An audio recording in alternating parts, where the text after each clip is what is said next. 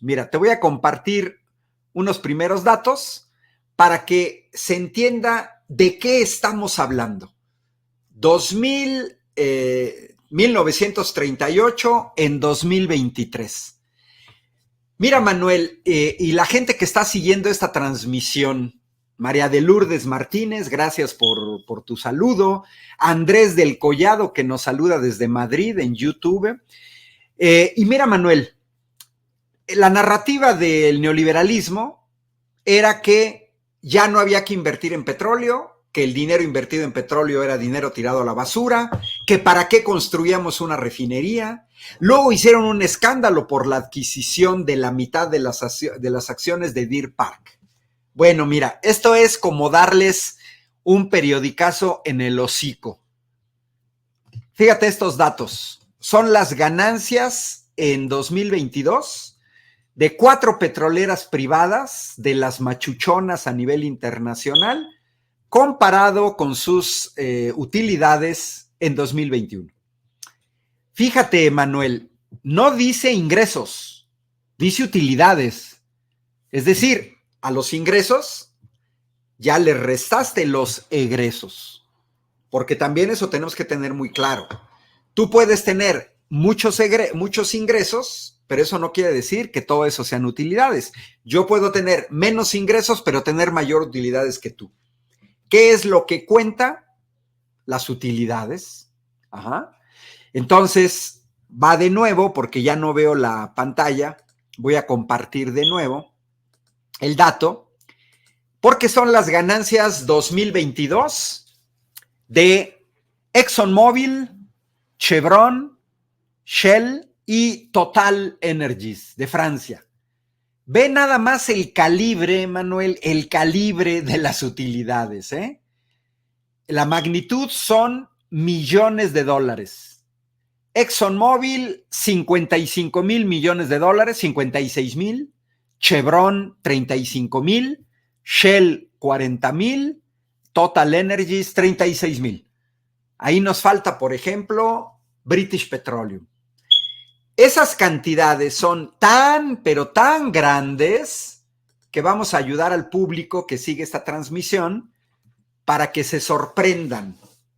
Mira, ¿qué significa haber ganado 56,000 millones de dólares en un año? Pues se divide entre 365 para ver cuánto ganaste en un día y divides entre 24 horas para saber cuánto ganas por hora. Fíjate, Manuel, la ganancia impresionante del petróleo para ExxonMobil. Casi 7 millones de dólares cada hora. 7 millones de dólares cada hora son 140 millones de pesos por hora. Quiere decir que en lo que dura esta transmisión, de 4 a 5, si tú y yo fuéramos los dueños de Exxon, ya habríamos ganado 140 millones de dólares en una hora. Y tú ya habrías ganado de 3 a 4, 140 millones de dólares. Y de 5 a 6 de la tarde, 140 millones de dólares. Y de 3 a 4 de la mañana, 140 millones de dólares. Esa es la gallina de los huevos de oro. Ahora, ahí te va una empresa estatal. Noruega tiene la mayor participación, un 70%, de Statoil, petrolera, y de Equinor, gasera. Ve nada más las ganancias de Noruega por hidrocarburos, petróleo y gas. Se la baja, pero se la baja rotundamente a ExxonMobil. Mira, súmale ExxonMobil con Shell y estaríamos hablando de 95, 130. Bueno, pues Noruega ha ganado más que ExxonMobil, Chevron y Shell juntas. Pero ve la cantidad impresionante de ganancias. Estamos hablando de 140,000 millones de dólares. Esos son 2.8 billones de dólares de una empresa estatal. Y ahora ahí te va otra pública del Estado, Saudi Aramco, petrolera, pues se la baja incluso a Noruega, porque en 2022 tuvo utilidades por el orden de 162 mil millones de dólares, 3 veces más que ExxonMobil, 3.2 billones de pesos. La mitad del presupuesto total para 2023 de México. Y ve las ganancias en 2020, año de la pandemia, año del blackout, año de donde todos estuvimos encerrados, el año en que se paró la logística, el transporte, la gente se dejó de mover. Bueno, pues nada más ganaron 50 mil millones de dólares en 2020. Quiere decir 1 billón de pesos. 1 billón de pesos en 2020. Porque ya en 2021 ya se fueron al doble. ¿Sí? Bueno, ahora me regreso, Manuel, a esto de ExxonMobil. Casi 7 millones de dólares por hora, con 55,740 millones de dólares. Bueno, sorpréndanse. Aquí están las ganancias de Pemex antes de la reforma energética de 2013. Pongan atención en 2012. 70 mil millones de dólares de ganancia de Pemex. Esta ganancia de ExxonMobil se considera marca histórica. El hecho de que ExxonMobil haya ganado 55 mil millones es histórico. Pues Pemex ganaba 70 mil y Pemex estaba ganando los 55 mil millones en 2011 y en 2013. En 2012, la fortuna personal de Carlos Slim, que llegó a ser el hombre más rico del mundo, era del orden de 70 mil millones de dólares. Bueno, eso es lo que ganaba Pemex en un año. Si a mí me hubieran regalado Pemex en 2012, en un año yo sería tan rico como Carlos Slim.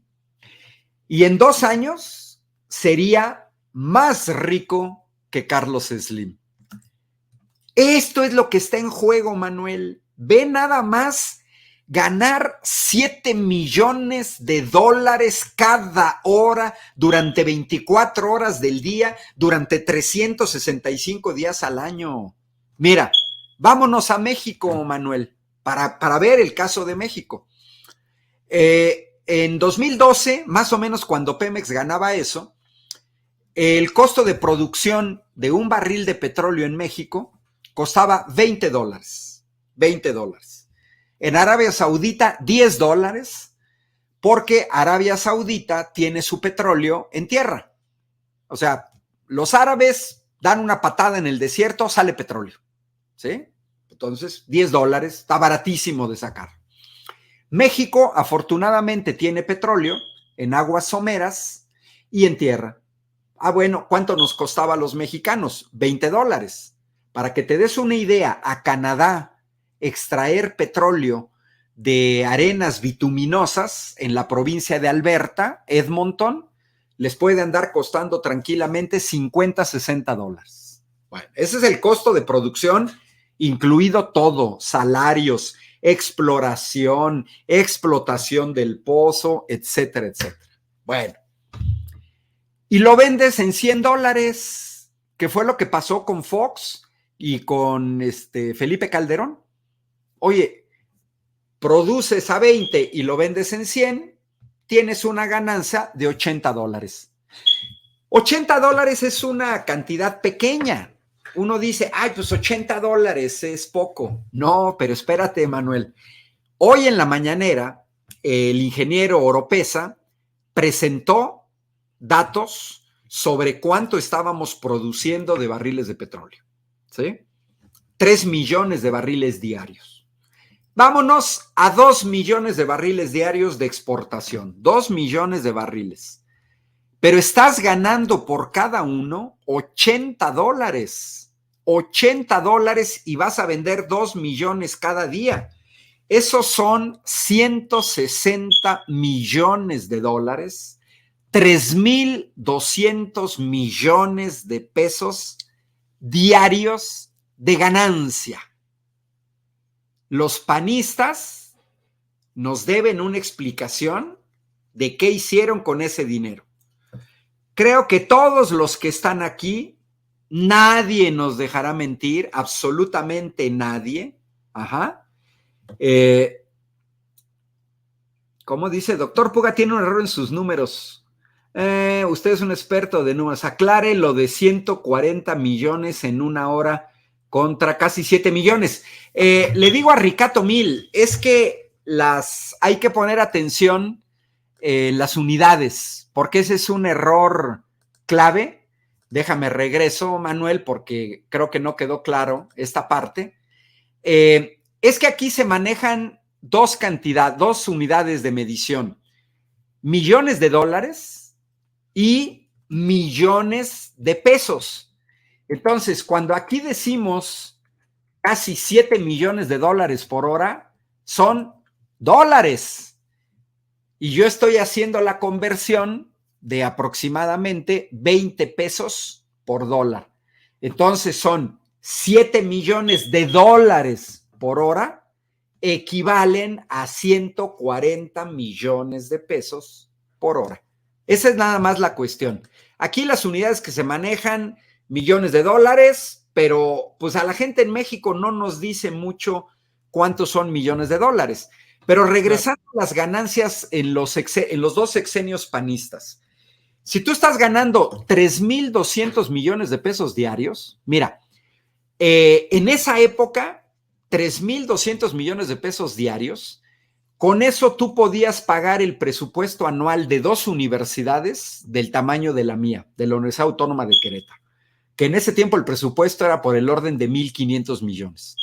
Entonces, quiere decir que con lo que tú ganabas un día, podías mantener a 2 universidades.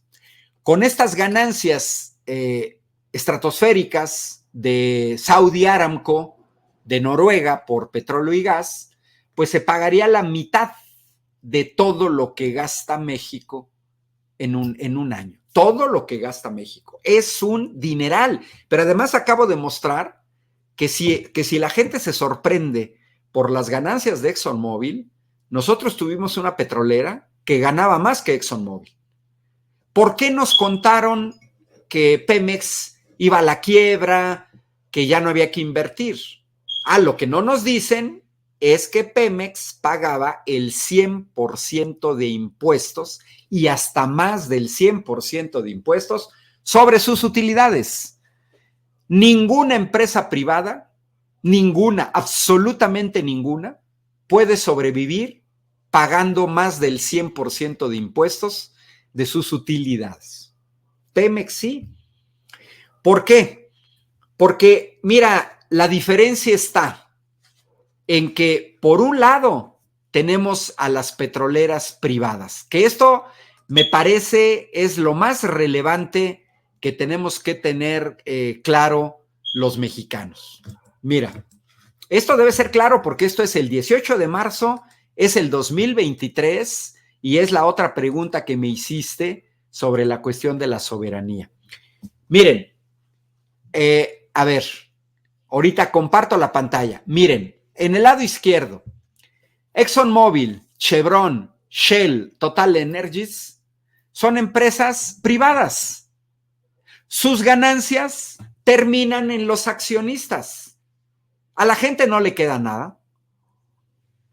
Sin embargo, Noruega, con Statoil y Equinor, Saudi Aramco en Arabia Saudita y Pemex, son empresas públicas. ¿Cuál es la gran diferencia?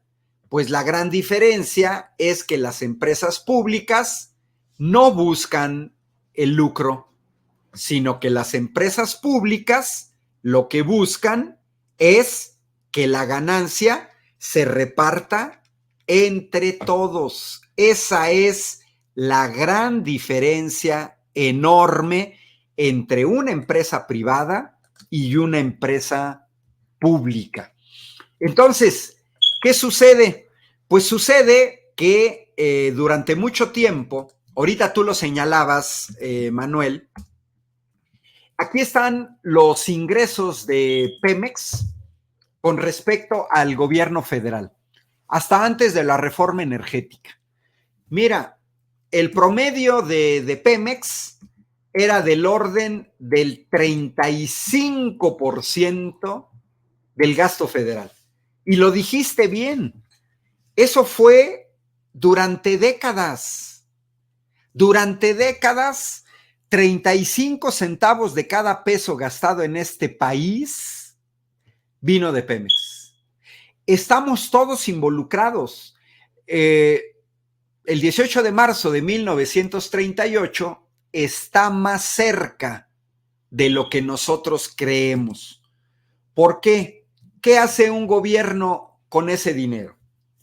Pues paga salarios de maestras y maestros, paga salarios de médicos, enfermeras y personal de apoyo en hospitales, paga los salarios de todos los jueces, ministerios públicos, magistrados, funcionarios del INE, paga los salarios de militares, marinos, Guardia Nacional, paga los salarios de todos los burócratas de las oficinas públicas del gobierno federal.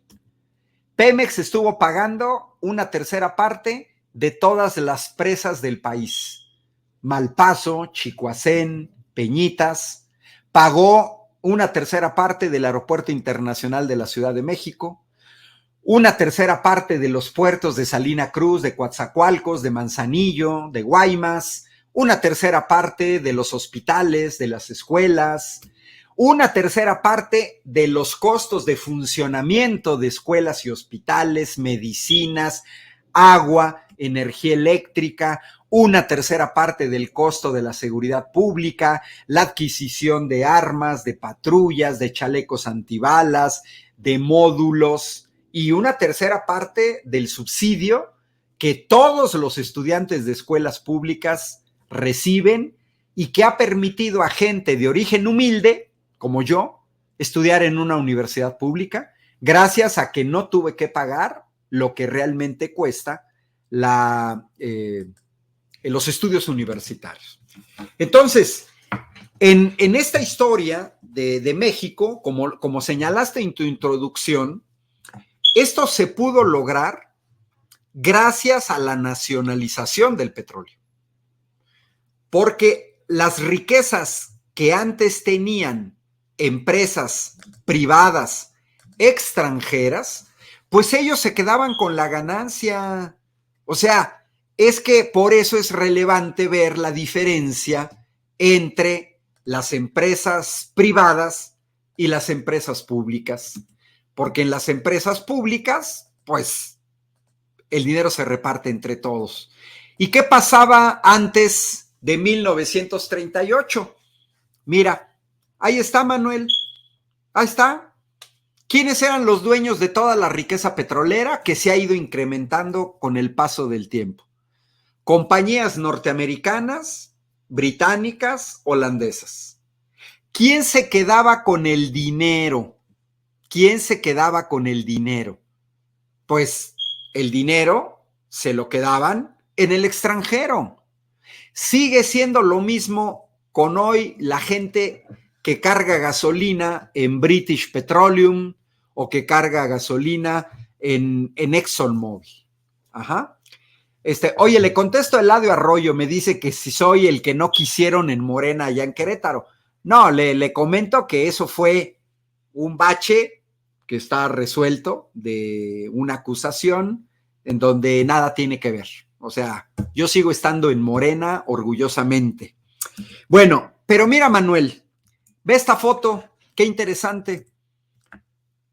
México dependía, la parte final que me preguntaste era de soberanía.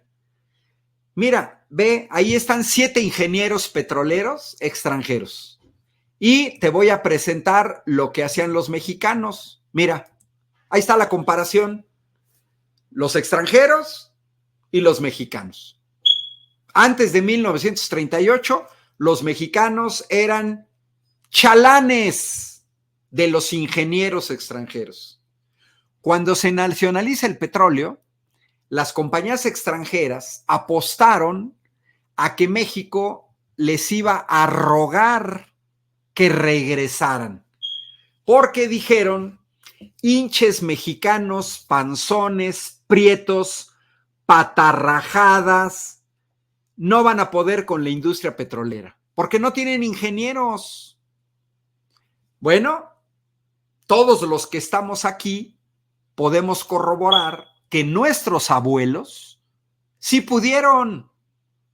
No había ingenieros petroleros en México. Había dos, Manuel, dos en todo el país. No existía ni siquiera la ESIQUE. Es ahí donde se ve lo que es un estadista. Porque Lázaro Cárdenas le pide al Politécnico, el Politécnico se crea en el sexenio de Lázaro Cárdenas, de formar rápidamente ingenieros petroleros.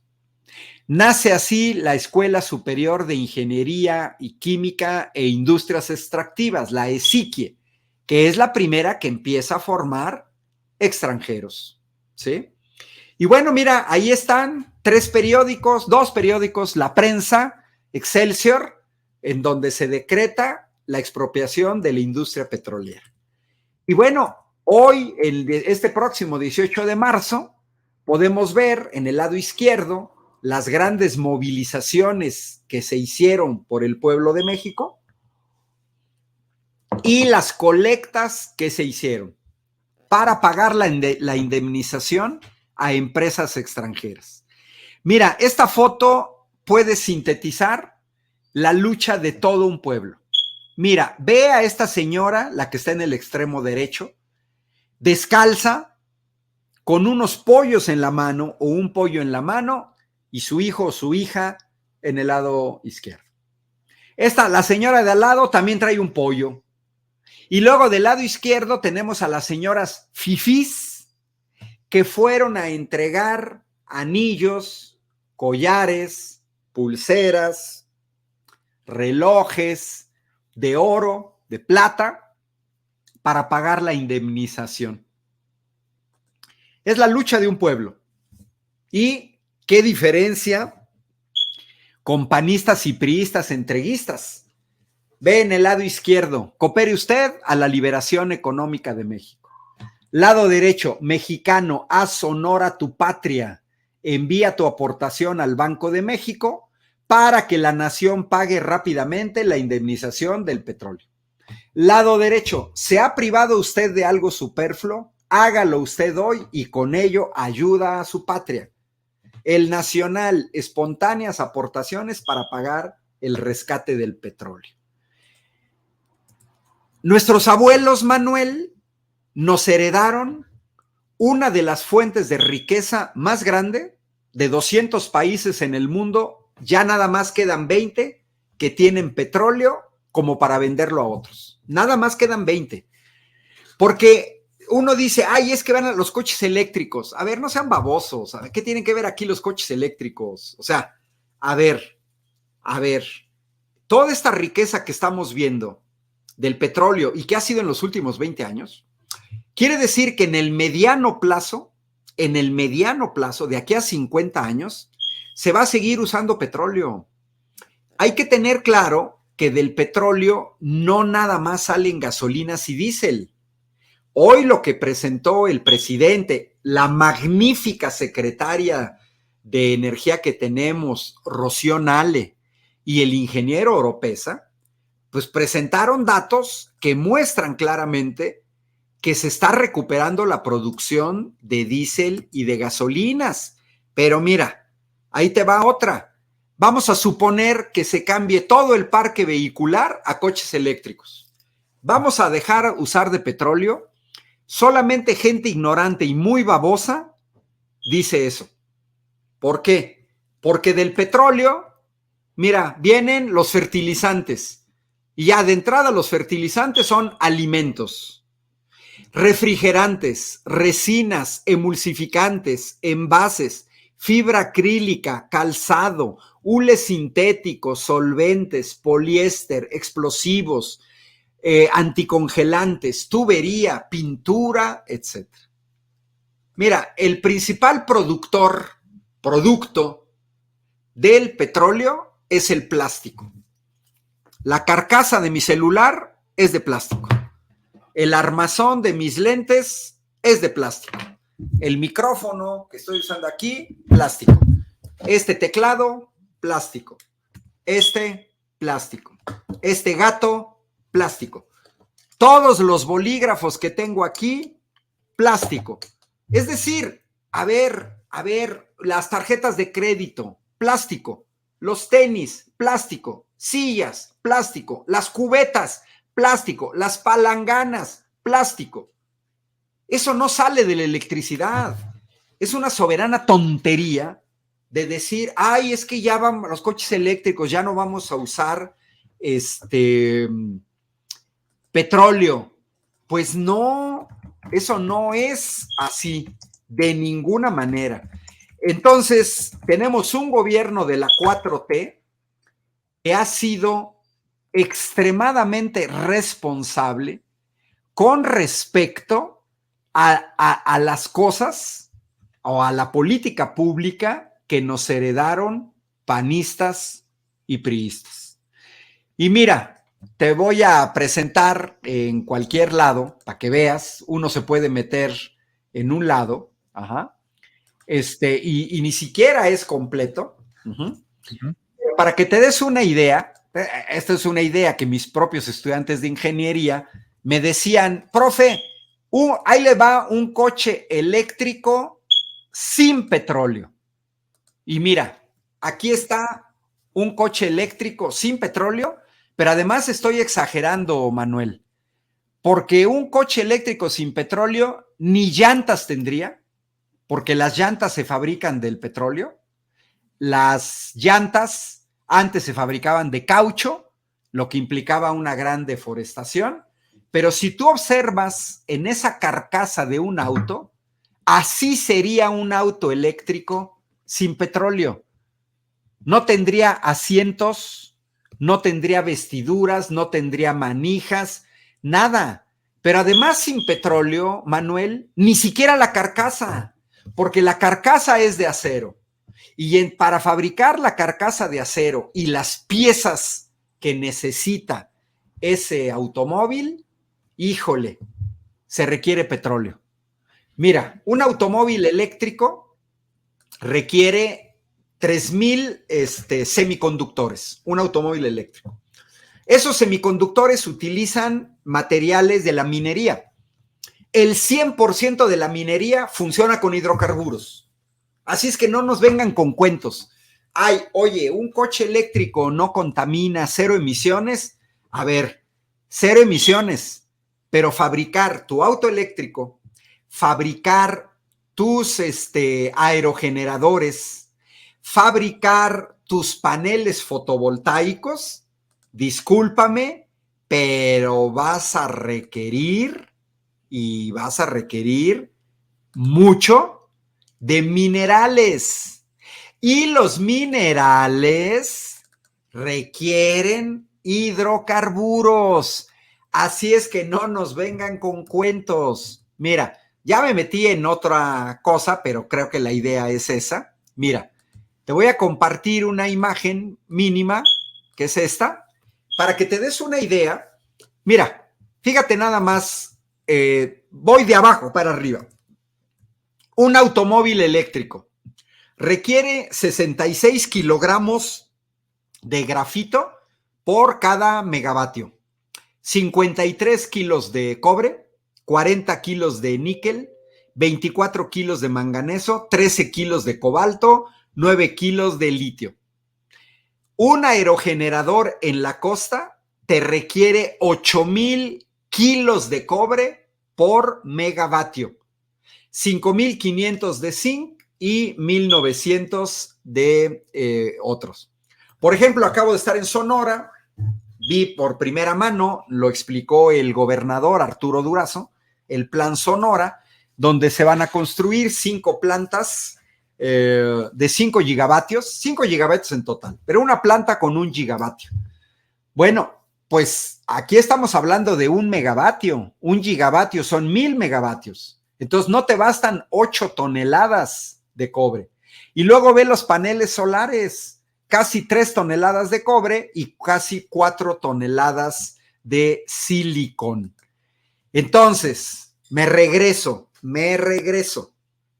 Los hidrocarburos siguen siendo y van a seguir siendo en el mediano plazo, a 50 años, un energético esencial para el desarrollo del ser humano.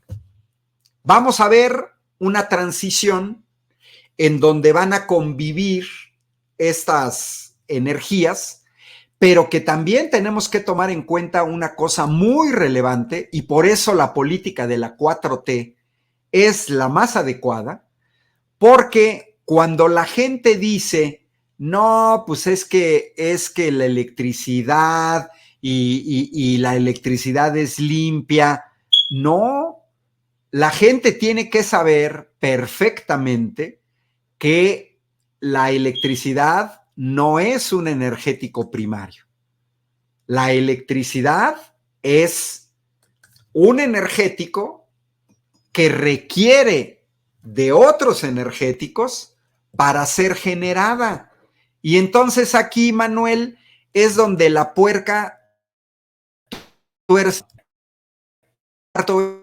y luego ya me cae. Esta me relevante que nos quede claro a todas y todos. Esta, que tiene que ser muy clara. Mira, la energía eléctrica no es una energía primaria. ¿Eso qué significa? Aquí está, mira, son datos de British Petroleum de 2021. Fíjate en el lado izquierdo, la electricidad en el mundo requiere más del 60% de combustibles fósiles.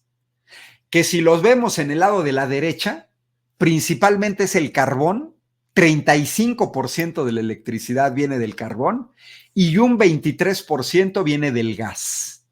Y luego, si nos vemos en el lado izquierdo, la parte verde, que serían las energías renovables, no limpias, renovables, aparecen juntas nuclear, hidroeléctrica, eólica y solar. Pero la de la derecha nos dice más, porque mira, de esa parte verde, no nos dejemos engañar que es la eólica y la solar las que más aportan, porque en la derecha se ve claramente que de ese 35%, la hidroeléctrica aporta el 16% y la nuclear el 10%. La nuclear prácticamente aporta casi el doble que la eólica, casi el triple que la solar. Y las presas aportan 5 veces más que la solar. Ahí está. Entonces, por más que la gente diga, no, es que la electricidad, a ver, espérense, la electricidad requiere carbón, gas, petróleo para ser generada, y lo que genera el viento y el sol, desgraciadamente, en este momento, es muy poquito.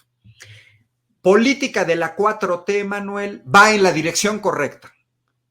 Porque hoy en la mañana lo mostraron, yo los invito, hoy en la mañana estuvo magnífico, porque tanto Rocío Nale como el ingeniero Oropesa dieron elementos centrales de cuál fue lo que ellos heredaron de los narcogobiernos de Fox y de Calderón y del gobierno de Peña Nieto. Y en ese sentido son datos duros que a todo mundo nos conviene conocer, porque pues de eso vivimos, de eso vive el gasto público. Entre más dinero entre por cuestiones de petróleo a México, más salimos ganando todas y todos. Hay más dinero para escuelas, hay más dinero para hospitales, hay más dinero para medicinas, para vacunas, para infraestructura, para becas, para desarrollo social, para entregar fertilizantes a los campesinos, etcétera. Correcto. Doctor Ángel Valderas, yo le pedí su opinión y terminó regalándonos una cátedra, una masterclass acerca de la importancia del petróleo y sobre todo lo que ha llevado de 1938 en aquel 18, glorioso 18 de marzo hasta el día de hoy. Tal vez la única pregunta que me quede por hacerle y que creo que es también sumamente importante, doctor, es ¿cuántos años le quedan a México de petróleo? Porque hace 20 yo me acuerdo que Salinas de Gortari en entrevista con Denise Merker decía que en 10, es decir, en el 2015, 2013, ya se iba a acabar el petróleo en México. Luego iba a haber una remasterización, un remake de esa frase con Enrique Peña Nieto y de cierta manera lograron desahuciar pues los megayacimientos. Cantarel la dejaron prácticamente morir, doctor, pero ahora la exploración se ha reanudado y en lo que va el gobierno de López Obrador tengo entendido que se han descubierto 3 nuevos megayacimientos petroleros. Ahora, tal vez sea difícil calcularlo, pero con los datos actuales, ¿cuántos años más de producción y explotación tiene Pemex, tiene México para el petróleo, Ángel? Mira, esa pregunta es muy complicada, es una pregunta técnica, por una razón muy sencilla. Mira, se habla de reservas probadas y reservas probables. Más o menos sí se calcula que México, por ahí de 2022, podríamos tener petróleo para 10 años, pero a partir de 2022. Hoy tenemos reservas del orden de 7,000 millones de barriles de petróleo. ¿Por qué es difícil contestar lo que tú preguntas? Porque mira, es como si yo te digo, oye, Manuel, ¿y para cuántos días tienes agua en tus garrafones? Ah, bueno, pues es que tú me vas a decir, es que eso depende, porque me puedo tomar 5 vasos de agua, me puedo bañar con el agua de garrafón o me la puedo chiquitear. Por eso es clave lo que hoy señaló el presidente, que sigue siendo una política pública muy responsable.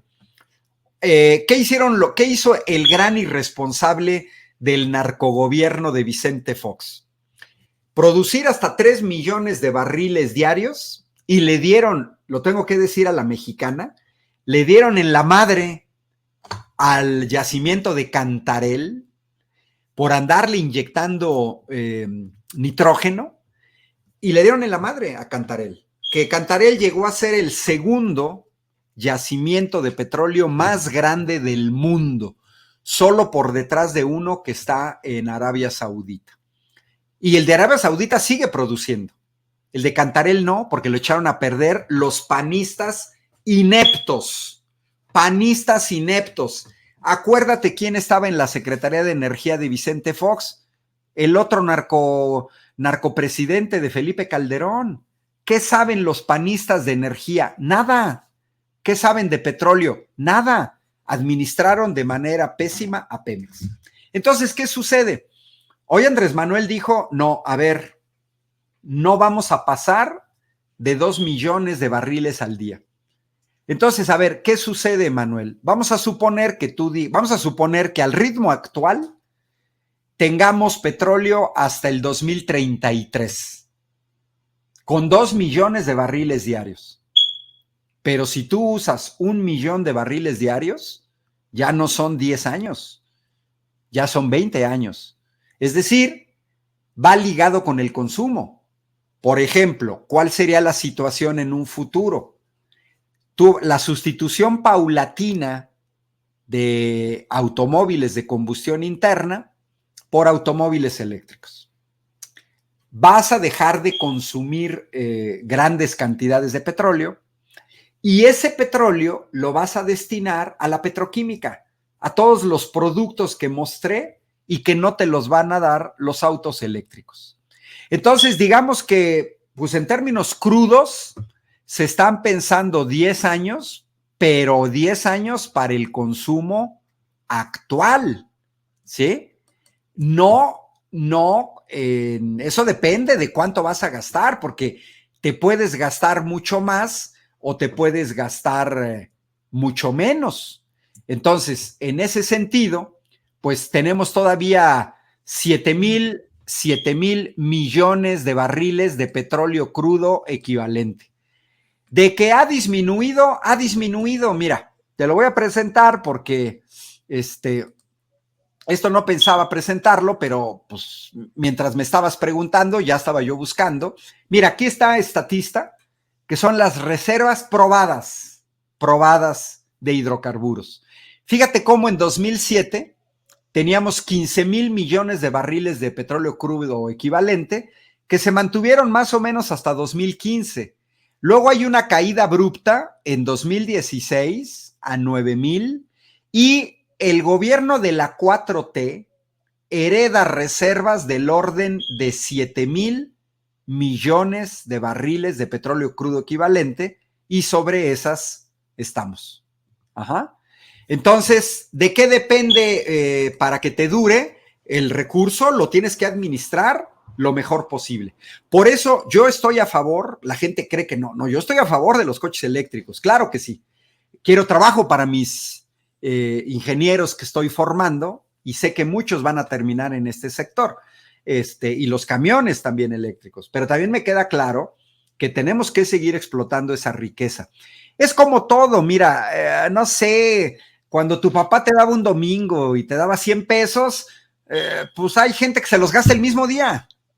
Ahora te dan 100 pesos, pero te lo chiquiteas en la semana y dices, me gasto 10 pesitos hoy y 10 pesitos hoy o mañana, pues ahí está.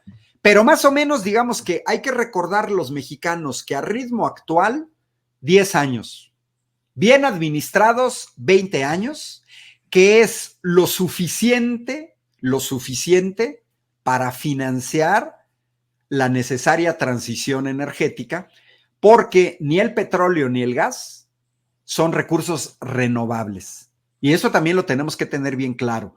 Cuando se agotan, se agotan. Se acabó Cantarell, ¿eh? O sea, ya no es que no es como una liga que dices, ay, la voy a estirar más. Y va. No.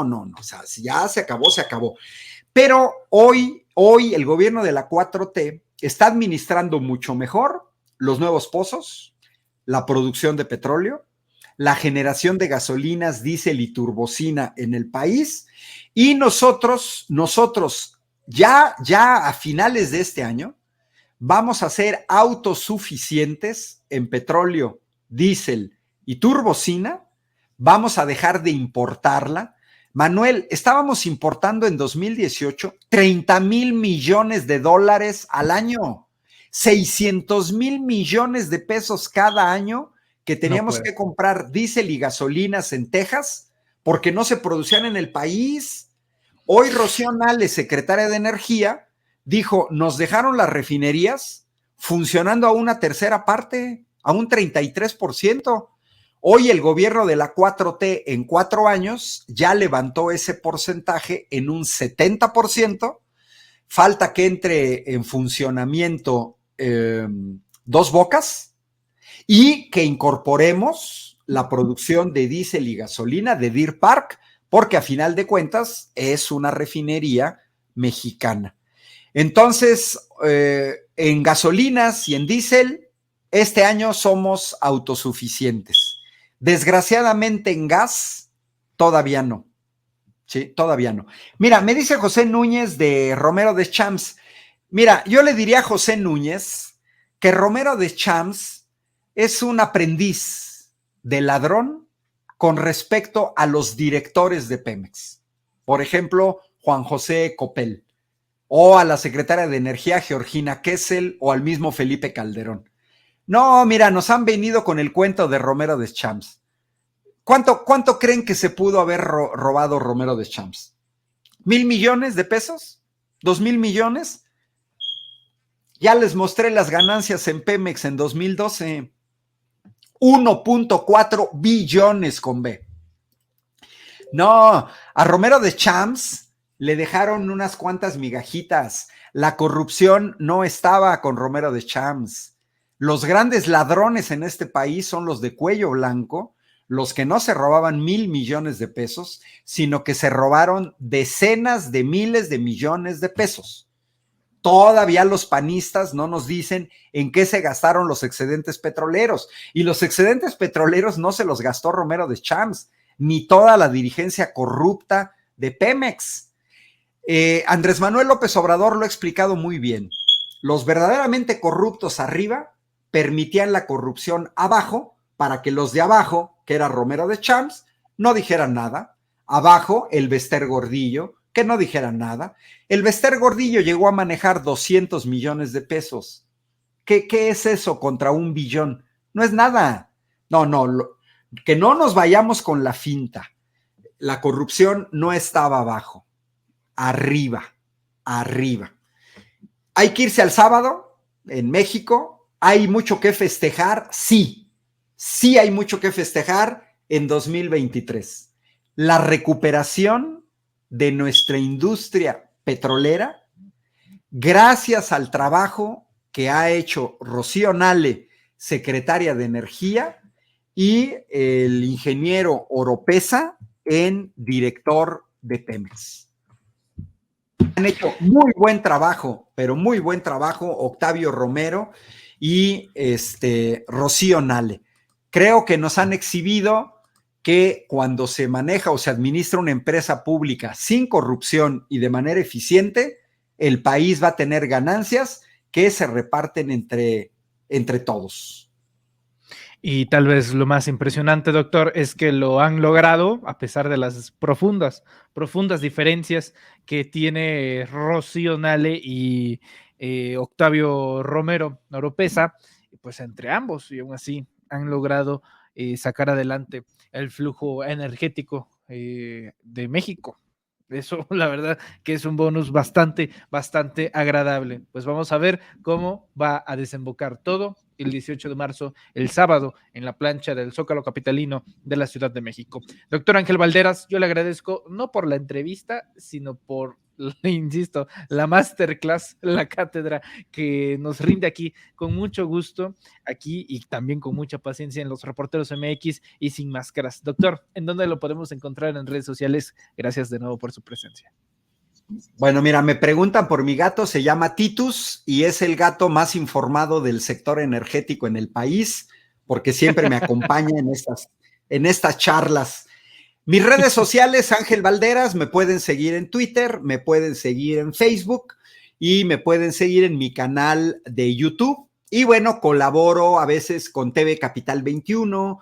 Hoy estuve en Sin Línea con Laura Ceballos. El sábado voy a estar transmitiendo con Vicente Serrano desde la plancha del Zócalo de 12 a 2 de la tarde. Luego ya me incorporo al contingente de Querétaro, que vamos a estar ahí. Y bueno, pues sigo publicando en el Universal Querétaro y en Tribuna de Querétaro los lunes y los sábados. Doctor, un fuerte abrazo del tamaño de Saturno. Cuídese mucho y estamos en contacto. Nos vemos el sábado. Nos vemos el sábado, Manuel. Ahí nos saludaremos.